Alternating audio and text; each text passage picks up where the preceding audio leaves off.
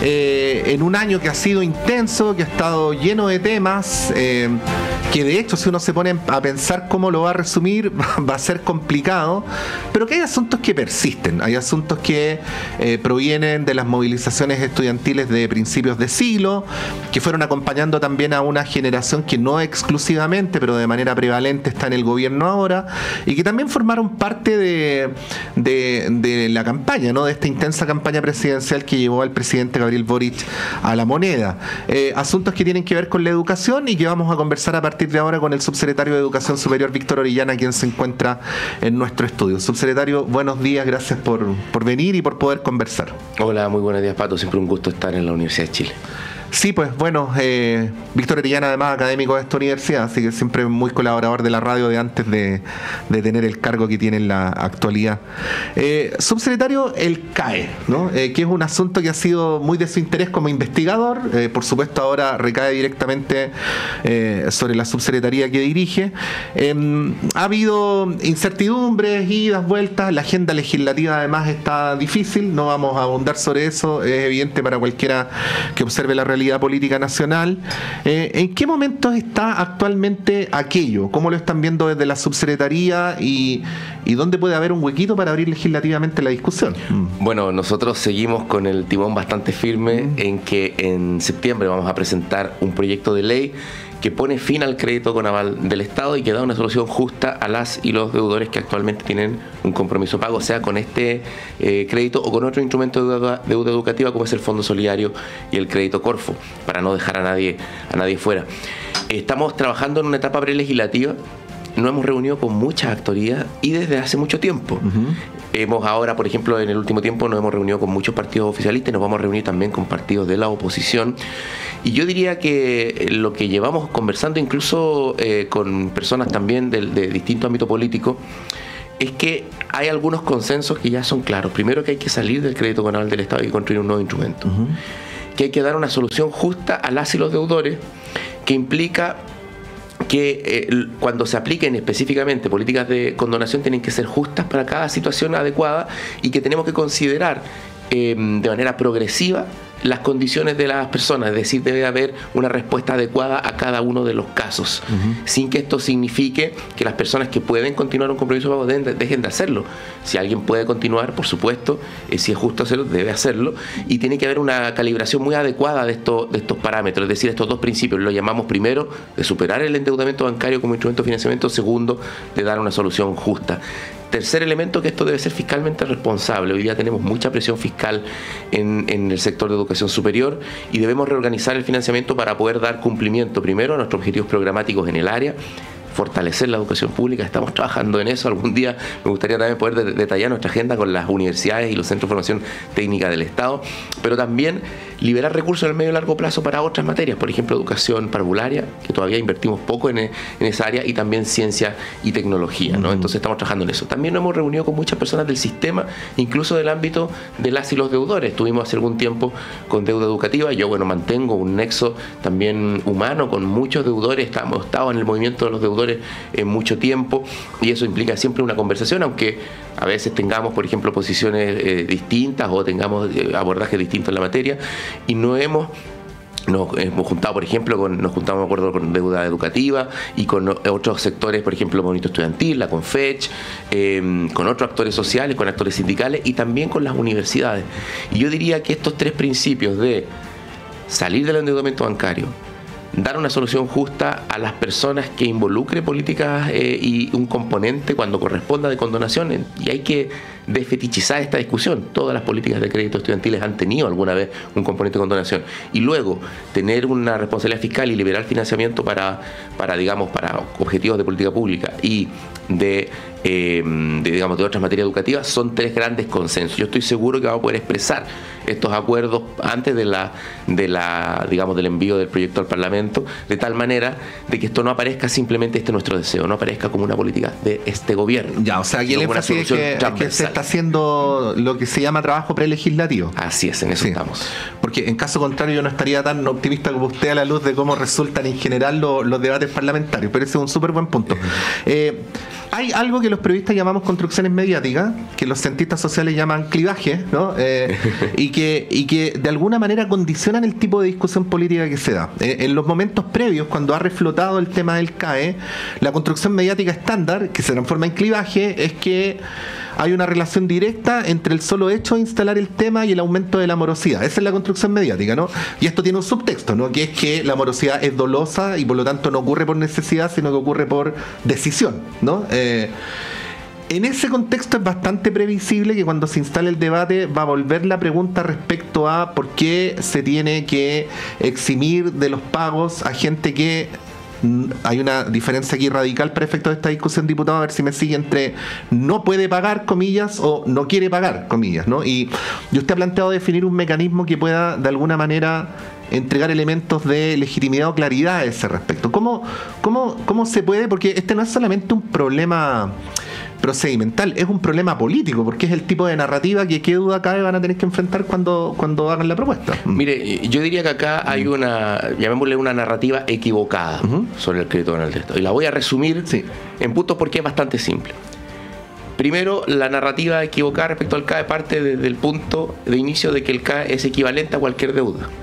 Por lo tanto, fuera como que un grupo de gente, por ejemplo, que compró televisores, un día se juntara y dijera, ¿sabe qué? No queremos pagar la cuota de nuestros televisores, golpeara la puerta de unos políticos populistas y le dijera, mire, ¿sabe qué? No queremos cumplir con nuestro compromiso pago, y estos políticos populistas, para responder a esa demanda, dicen, sí, condonemos la deuda de los televisores, y la gente sigue viendo los televisores y sigue viendo tele en su casa y sigue jugándolo para ver Netflix y todo eso. El relato de ciertos medios y de la derecha, yo diría que es exactamente eso en relación a este caso. Yo diría, esa narrativa equívoca enmarca la solución de este problema como si fuera una política populista.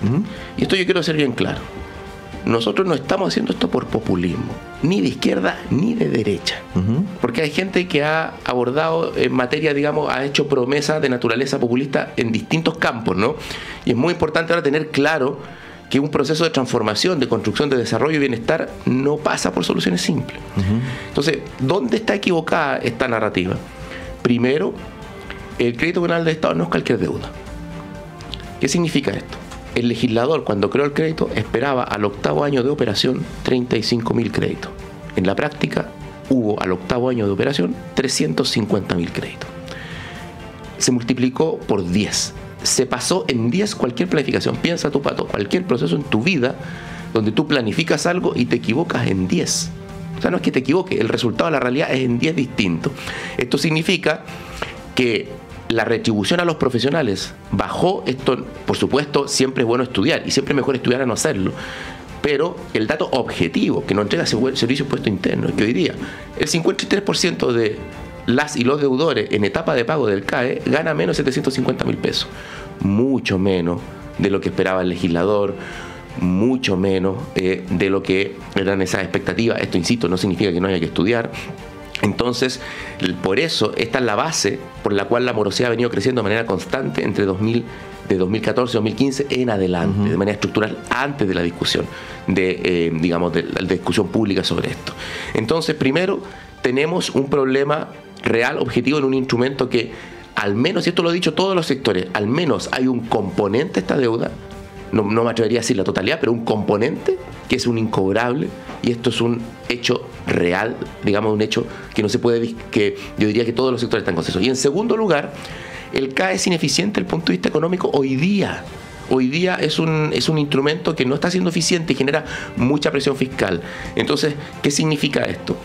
Que salir del CAE, primero, no es un acto populista, todo lo contrario, está enmarcado en un proceso de modernización que va a organizar la presión fiscal en la materia y la va a contener.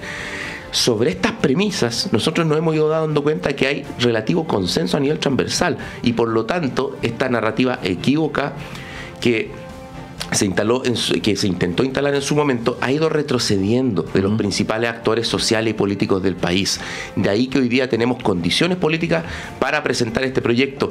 Y quiero ser claro en esto: si salimos del CAE y damos una solución justa a las y los deudores, no es para aumentar la presión fiscal en educación superior. Todo lo contrario, es para reorganizarla y canalizarla adecuadamente, liberando recursos para otras materias. Si no hiciéramos nada, si no hiciéramos absolutamente nada, hoy día tendríamos, y en una década más, tendríamos más gasto en CAE. Tendríamos más gasto. Y por eso esto hay que controlarlo. Y esto es finalmente lo fundamental. Vamos a hacer una política con responsabilidad fiscal para modernizar el sistema, porque como no queremos mantener la misma presión fiscal, tenemos que modernizar la educación superior. Y eso pasa por aumentar eficiencia, volverla más flexible y por fortalecer la educación de mayor calidad, entre ellas también fortalecer y expandir la educación pública, es decir, que la educación pública tenga un papel mucho más determinante que el que ha tenido hasta ahora. Creo que en estos elementos hay algún consenso y por lo tanto nos parece que esta narrativa errada está cayendo por su propio peso. Estamos conversando esta hora con el subsecretario de Educación Superior, Víctor Orellana. Subsecretario, ¿y qué lección sacar y de aquí en adelante? Porque el CAE no es solamente, vamos a decirlo así, un mecanismo de endeudamiento injusto. Ha sido también una forma de financiar la banca y ha sido también una forma de financiar universidades, que estoy tratando de pensar bien cuál es el adjetivo calificativo adecuado, pero digamos universidades no estatales y no necesariamente de los mejores niveles, ¿no? Respecto a estas dos cosas, ¿qué decir? Porque uno debería presumir en general, yo sé que esta es una cuestión que está en disputa, pero uno debería presumir en general que las distintas políticas públicas sobre financiamiento universitario deberían apuntar a darle un financiamiento prevalente a las universidades del Estado, pero agrego, uno debería presumirlo aún más de un gobierno con un sistema de ideas como el que ustedes tienen, ¿no?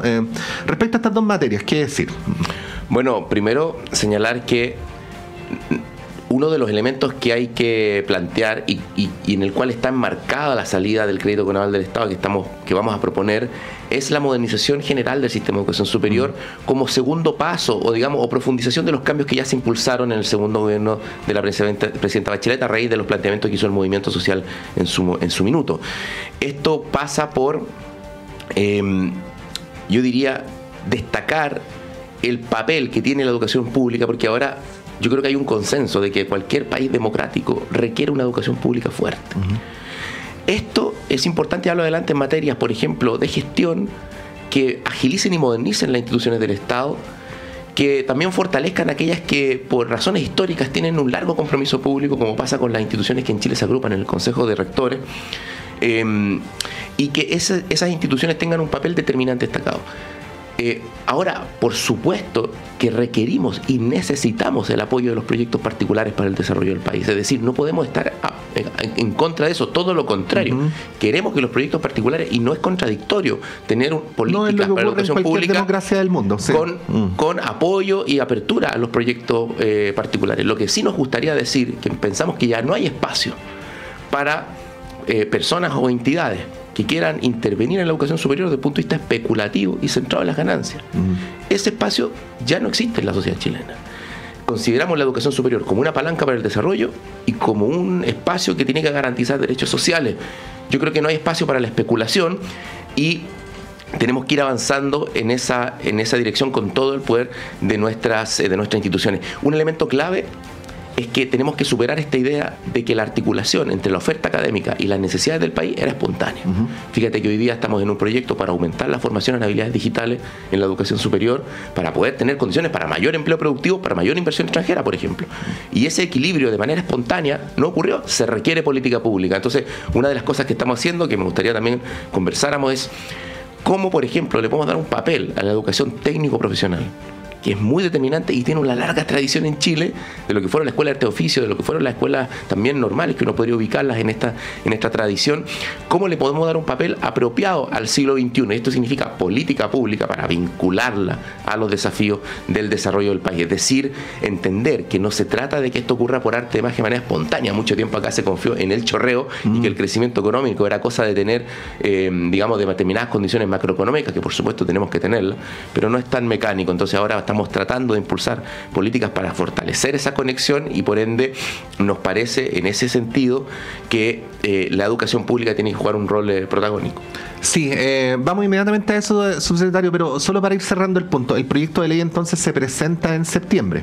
Sí, ese es nuestro compromiso, sí o sí, y esperamos que estamos trabajando para que la presentación de este proyecto no sea solo un acto que haga el el gobierno, es decir, no sea solamente una posición del gobierno, sino que exprese una articulación, un consenso de carácter nacional, porque en educación, la educación es estratégica para cualquier país. Necesitamos políticas de Estado, y las políticas de Estado se basan en grandes acuerdos que trascienden las fronteras políticas de cada gobierno. Esperamos llevar adelante esto como también una política de Estado. Ya, y disculpe la pregunta, pero ¿hay cohesión al interior del gobierno? Porque más de alguna vez ha aparecido el ministro Marcel discrepando de sus ministros y subsecretarios. Mire, yo primero voy a decir que es muy importante para nosotros dar este paso, porque vamos a reorganizar la presión fiscal en el sector. Es decir, vamos a contener un sector que genera demasiada presión fiscal y más carga en presión fiscal que en el aumento, por ejemplo, de la productividad del trabajo, que era su gran promesa. Por lo tanto, hemos tenido un buen trabajo con Hacienda, y diría que la alianza de gobierno se sustenta en sectores, y es una alianza social, cultural, tremendamente heterogénea, tremendamente compleja en cualquier proceso histórico. Basta ver, por ejemplo, los debates que había en el interior del Frente Popular en su momento, ¿no? A mediados del siglo XX.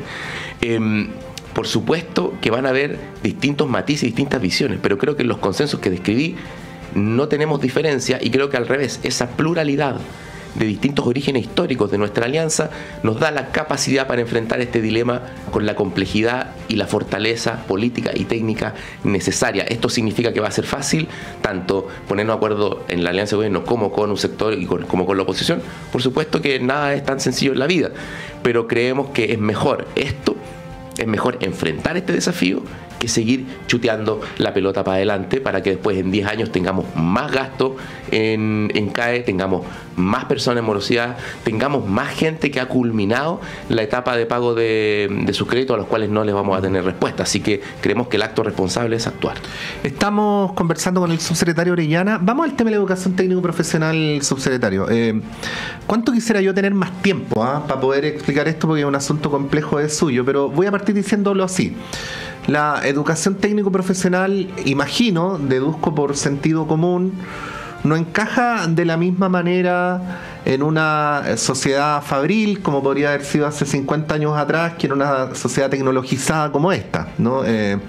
Lo que sí persiste es una cierta narrativa, que puede ser justa o injusta, pero persiste, ¿no? De que al que no le alcanza para entrar a la universidad estudia una carrera técnico profesional, que es un sentido común que de alguna manera el mercado también lo zanja, entregando en general sueldos menores a quienes optan por la educación técnico profesional que a quienes optan por carreras universitarias. Digo, no siempre, ya vemos el tema de las carreras que no tienen campo laboral, en fin, pero es una narrativa que de alguna manera se expresa también en los sueldos. Por lo tanto, primero hay que corresponder a una estructura contemporánea, el mundo ha cambiado mucho, y en segundo lugar hay que embestir contra un sentido común, ¿no? Por lo tanto, me parece que a priori es una tarea titánica, sabiendo que el gobierno ha hecho compromisos en la materia. Ese cuadro más general, sé que esto da para un simposio, pero ¿cómo lo podríamos describir en pocos minutos para efecto de luego entrar a las propuestas? Así como había una narrativa equivocada respecto al CAE, también pensamos que hay una narrativa equivocada, pero con cierto arraigo tradicional en Chile, que es que la educación técnica es una educación de segundo orden, cuando, como tú bien decías, no te alcanza para la educación universitaria. Sí. Esto tiene algún grado, digamos, tiene un arraigo histórico, en el sentido de que la educación técnica se pensó en su momento como una educación para los sectores populares, y esto con el agravante que una vez fuera de nuestro intento de industrialización a mediados del siglo XX, donde había una conexión orgánica en Chile se hacían televisores, se hicieron autos, se hicieron electrodomésticos, y vinculado a ese proceso de industrialización está la educación técnica. Cuando cambió el modelo de desarrollo, de alguna manera la educación técnica quedó como en tierra de nadie, siendo una segunda opción, digamos. Hoy día tenemos una política de desarrollo en el desarrollo productivo sostenible, en la Estrategia Nacional del Litio, y tenemos estrategias regionales de desarrollo en cada una de nuestras regiones que buscan complejizar la matriz productiva y que cada vez cuentan con más recursos del royalty. Nuestro gobierno ha dicho, tenemos que captar la renta a los recursos naturales, pero no para gastarla en caja de mercadería para la gente y sacarnos fotos haciéndolo, porque eso es pan para hoy y hambre para mañana. Esos recursos van al desarrollo productivo del país para generar empleo que genere riqueza, ¿no? Y esta política de desarrollo, que implica la Estrategia Nacional del Litio, el hidrógeno verde, las estrategias regionales de desarrollo, la descentralización, pensamos que plantea los elementos de modernización de nuestra estructura productiva, con la cual le podemos dar un sentido histórico nuevo a la educación técnico-profesional. ¿Y qué me gustaría decirle a los jóvenes? Que la educación técnico-profesional es una oportunidad no solo para los jóvenes, como se dice, de La Pintana, ¿no? También para los de Vitacura. A mí me gustaría decir a los jóvenes de Itacura que también hay una posibilidad de estudiar carreras técnicas que luego en una trayectoria formativa te lleven a formarte en los elementos tecnológicos de punta actualmente. Por ejemplo, necesitamos instaladores de paneles solares, que puede ser la puerta de entrada para luego seguir otras carreras y articularte con el sector universitario. Después puedes seguir una carrera universitaria. Claro, con validar. No. Estamos trabajando en distintas materias técnicas en eso. Entonces, creemos que la educación técnica anticipa de alguna manera, es la educación para los desafíos productivos del futuro. Y tenemos muchos proyectos en esta dirección. Uno, el que me gustaría, en algún rato podemos profundizar en él, es una política de innovación que está buscando conectar cada institución, por ejemplo, con la estrategia regional de desarrollo. Tomamos la estrategia regional de desarrollo y decimos, mira, acá pueden haber 8, 7, 6, 15 desafíos regionales. Les pedimos a las instituciones técnico-profesionales que se conecten y salimos a buscar recursos de Corfo, de Sense, de Cercotec, en un trabajo intersectorial para llevar adelante. Esa coordinación es formal y se está haciendo. Estamos haciéndola, tenemos una propuesta piloto que se llama InnovaTP, estamos haciéndolo en 2 regiones del país, la región de los lagos y la región de Magallanes. En la región de Magallanes precisamente vinculado con énfasis en hidrógeno verde, porque ¿qué es lo que necesitamos? Necesitamos conectar la educación técnico-profesional con estos desafíos futuros, conectar la oferta académica y también, por ejemplo, conectar fenómenos como el llamado aprendizaje de servicio. A veces, por ejemplo, una persona que está estudiando en un CFT o en un IP, mientras se está formando, puede ayudar al almacén de la esquina a informatizarse, a organizar sus procesos productivos, a elevar entonces la productividad. Y lo que quisiéramos decir con la educación técnico-profesional es que ya no es una opción de segunda categoría. Las personas saben que hay muchas carreras técnicas, incluso tú puedes tener salarios mayores al de algunas carreras universitarias, sino que es una vía mucho más conectada con los cambios actuales del empleo, mucho más conectada con la inteligencia artificial, con la automatización del trabajo, y que luego también te va a permitir articular. Por ejemplo, quiero contar una historia. Tenemos capacitaciones laborales, por ejemplo, con la franquicia Sense. Tú te vas a capacitar en un oficio. Entonces nos pasa con dueñas de casa, madre soltera, por ejemplo, tiene 2, 3 hijos a su cuidado, hace una capacitación en un oficio. Y el relator o el profesor le dice, mire, esta capacitación está conectada con una carrera técnica en un centro de formación técnica del Estado. Y una persona que pensaba que no podía estudiar, que ya había pensado que solo iba a dedicarse a trabajar y a cuidar a su hijo, le surge el bichito a estudiar. Y puede estudiar con gratuidad. Y hoy día estamos teniendo personas que, gracias a las capacitaciones de Sense, estamos trabajando en eso con los centros de formación técnica del Estado, ingresan y pueden obtener un título técnico, que es lo que nos interesa, que ese título técnico esté conectado a las necesidades productivas del país, que le permita efectivamente un campo laboral, que no sea solo una oferta académica como en algún rato hubo en Chile para hacer caja nomás, digamos, que sea pertinente, pero que le dé la oportunidad a gente que antes de este proceso de incorporación, digamos, a lo académico, pensaba que no tenía opción. Y yo quisiera decirle a esa madre soltera, por ejemplo, o a esa madre que es cuidadora, o al joven trabajador, o a la persona de la tercera edad incluso, que no hay límite. Y después, si es que tenemos un sistema de financiamiento como el que queremos construir, pueda seguir una trayectoria académica. Por lo tanto, queremos darle este sentido histórico a la educación técnico-profesional y que permita que sea una opción para esa persona que puede estar como lo que hoy día llamamos el sector con menos ingresos, digamos, o población caracterizada como más vulnerable, pero también para el joven de una comuna acomodada, digamos, o sea, que sea una opción transversal para las personas. Subsecretario, bueno, esto además aprovechamos de contar en el contexto de que en agosto es el Día de la Educación Técnico-Profesional, entonces durante agosto va a haber varias actividades. A ver, la pregunta sería la siguiente. Al 11 de marzo del año 2026, ¿en qué va a haber cambiado en su consideración la educación técnico-profesional en relación a lo que teníamos el 11 de marzo del 2022? Primero, vamos a tener unas políticas públicas que van a ir permitiendo orientar su oferta académica a las necesidades del país. Vamos a tener un contexto institucional en la estructura de títulos y grados que va a permitir articular de mejor manera la educación técnico-profesional con otras trayectorias educativas hacia el mundo de la capacitación laboral y hacia las universidades. Entonces, imagínate que esto es como una autopista.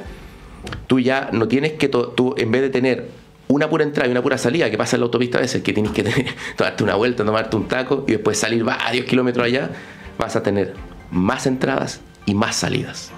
Puedes entrar por una capacitación Sense convalidar, sacar tu título técnico profesional y luego entrar a una universidad en poco tiempo, convalidar, porque vamos a hacer modificaciones técnicas que van a permitir ser comparable y flexible eso. Entonces vamos a dejar más entradas, más salidas y un sistema de financiamiento en que la gente pueda hacer eso sin deuda bancaria. Es decir, que pueda llevar adelante esas trayectorias vitales sin cargar con la mochila de deuda que cargaron otras generaciones. Además, vamos a tener un sistema de seguimiento a las trayectorias que va a poner en tensión al Estado para focalizar las ayudas y para entregar, por ejemplo, en temas de salud mental o en otras asistencias, digamos, darle ayuda a las personas diciendo que no están solos. En el sector técnico profesional no tenemos programas de acompañamiento como tenemos en las universidades, como es el PASE, por ejemplo, un programa muy conocido. Estamos haciendo los primeros avances para eso, estamos estableciendo, por ejemplo, una ficha. Hoy día esto está en implementación piloto, pero al 11 de marzo del 26 va a estar en régimen.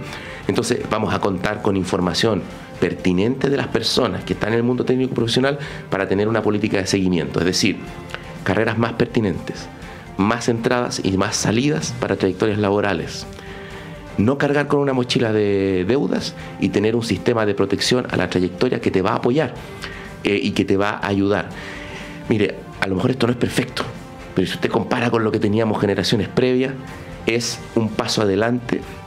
O sea, es un paso adelante y que nos parece va a hacer que las personas estén más tranquilas y tengan más oportunidades. Sí. Y por eso también en su momento salimos a las calles a reclamar por el derecho a la educación y hoy día vamos a trabajar desde la posición del gobierno en el que estamos para concretar esos anhelos en esta transformación. Sí, uno de los problemas más graves que hemos tenido en nuestra sociedad en las últimas décadas es que no ha habido una coherencia entre oferta en educación superior, campo laboral y estrategia de desarrollo. No entiendo que de lo que se trata acá es de hacer más sinérgica ese triángulo, ¿no? Que funcione de mejor manera. Bueno, este es un asunto al que por supuesto hay que darle continuidad. Hemos conversado esta mañana con el subsecretario de Educación Superior, Víctor Orellana. Subsecretario, muchas gracias por venir y por esta entrevista. Muchas gracias a ustedes y bueno, tenemos este compromiso de los cambios. Vamos a avanzar. Son cambios lentos, son cambios profundos. Muchas gracias por estar acá y poder comentar cuál es nuestra agenda en el gobierno. Sí, pues a veces el periodismo se olvida de lo importante y se queda con lo urgente. Nosotros tratamos de cubrir ambas. Son las 8:33, breve alto y a la vuelta nuestro panel de conversación.